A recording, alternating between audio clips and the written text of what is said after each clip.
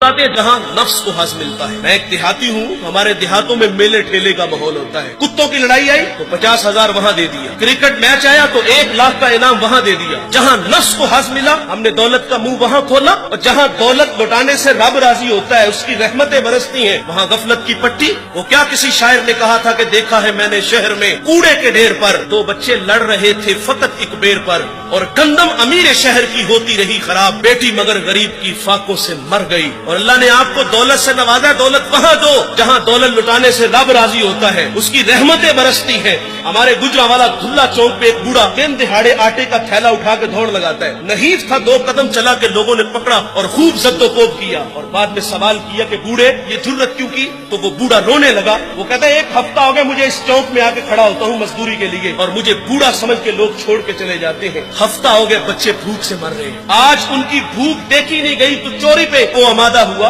اور دولت جہاں لٹاؤ۔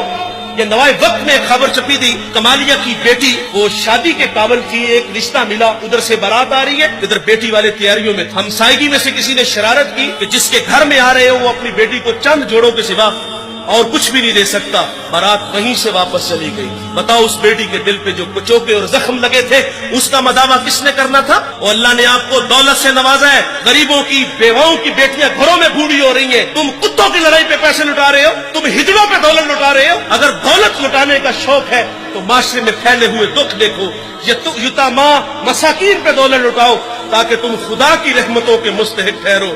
لیکن دولت وہاں دی جہاں نفس کو حظ ملا۔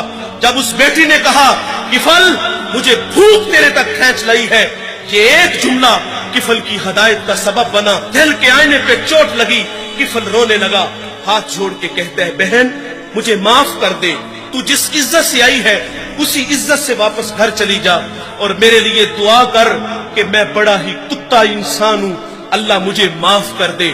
وہ بیٹی گھر چلی گئی اور ادھر تقدیر کا قلم چل گیا، اسی رات کفل کو موت آ گئی۔